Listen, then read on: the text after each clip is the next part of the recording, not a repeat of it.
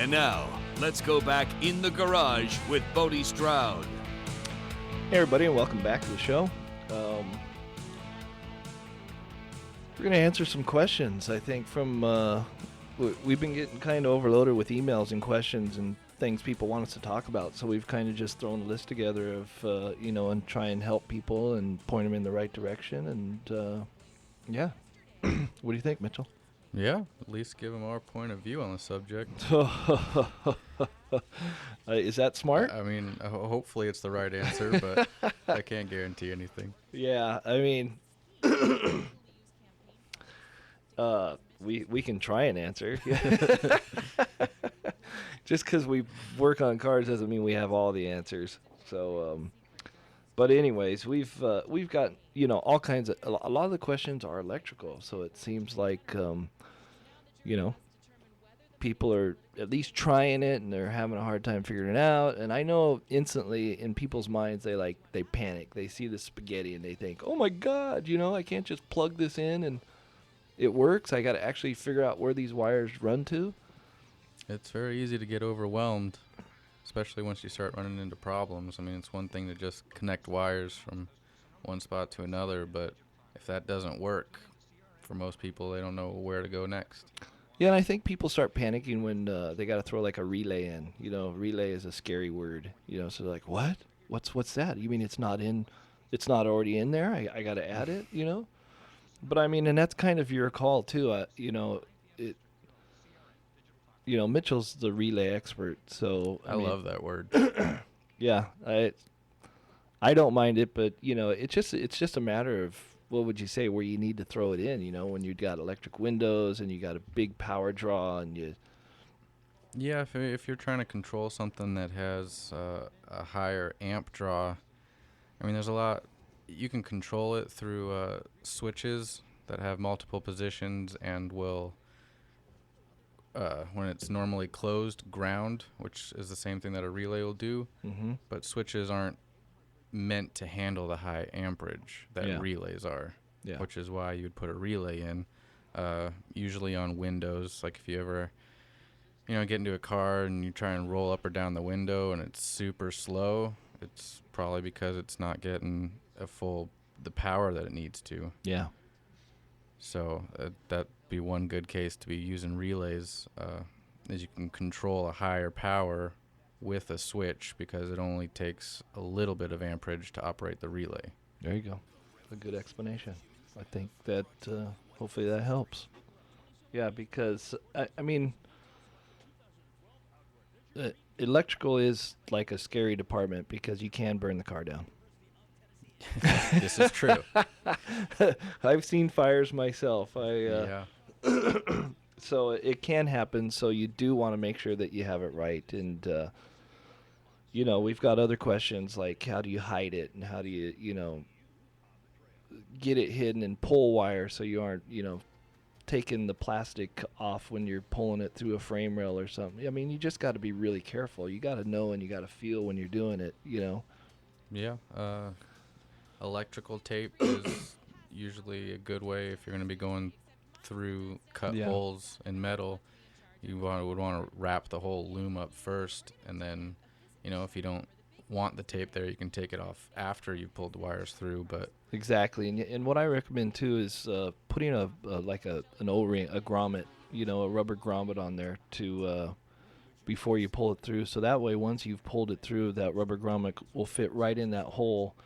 And you got really good insulation around it, so it doesn't rub ever. And it, when cars vibrate, so when you vibrate and you have hoses and electrical sitting on certain things, you just gotta really watch out for that stuff. You know what I mean? I mean, it goes with hoses and other stuff as well. There goes my phone again. God, I turned the ringer off, and now you can hear it vibrating.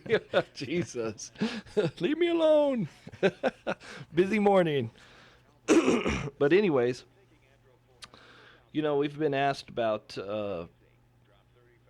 the key fobs. All the new cars lately are a push button start, and a lot of them have this new credit card that you carry in your pocket. So when you walk within 10 feet of the car, it turns the power on. You get in the car, It unlocks the doors, it turns the power on in the car, you get in, you push a button. It's that simple. Well, we've done a few cars already with that whole system, and that is exactly how it works. You walk, when you get with that key in your pocket, within 10 feet of the car, it turns on. So the systems are out there. You can make it work. It's kind of like a catch-22 with these cars, though, these old cars and these custom hot rods and stuff, is because if you're driving them all the time, it's a great thing. But if the car's parked in the garage and you got an on-off switch, a battery kill switch, it kind of, and they still work. I mean, I guess when you turn the power on, it still works. Yeah, I mean, a lot of the better quality stuff is, once they're programmed, they'll maintain memory even if the power's shut off. Yeah. Kind of like, your normal household computer would do. It stores everything in there. Whereas like your radio wouldn't. Yeah. But it was like the Starliner the other day. I walked away from it and I heard chikunk, and the windows rolled up. And I was like, oh, wow, I forgot we did that on that car. Turn around, walk back within that 10-foot range, doors unlocked, power turned on, get in it, push the button, start it, and go. So it's really cool. I mean, even if you have left the window down and you've gone inside or you're about to walk inside and you've left the windows down and it's kind of rainy outside or whatever, which you shouldn't be driving your hot rod in the rain, but if you forget, it does it on its own, which is really cool. Yeah, the aftermarket world is really up to date. I mean, anything that you see these new cars doing, you can pretty much find some kind of controller that'll mimic that same function. Mm-hmm. I mean, delayed courtesy lights, delayed headlights, all that stuff you can still find. Delayed accessory where you turn the key off and your radio will keep playing until you open the door. Yep. Or door poppers. If you got that key fob in and you want the door to pop open when you're within that 10-foot range, you got no door handles, it'll pop open. So it really is. They've come a long way with this stuff, and it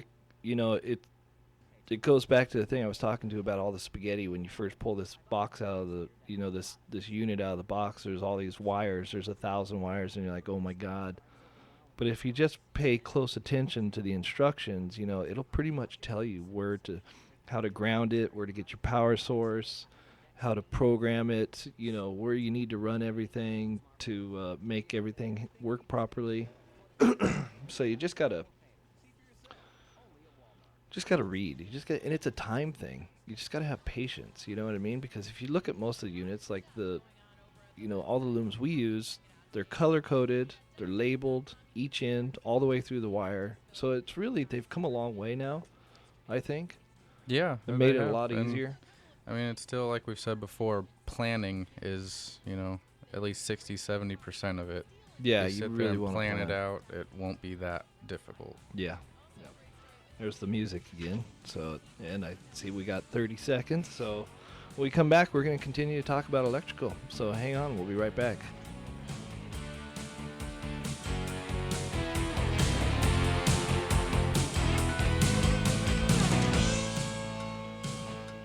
Don't leave your bench. We'll be right back in the garage with Bodie Stroud.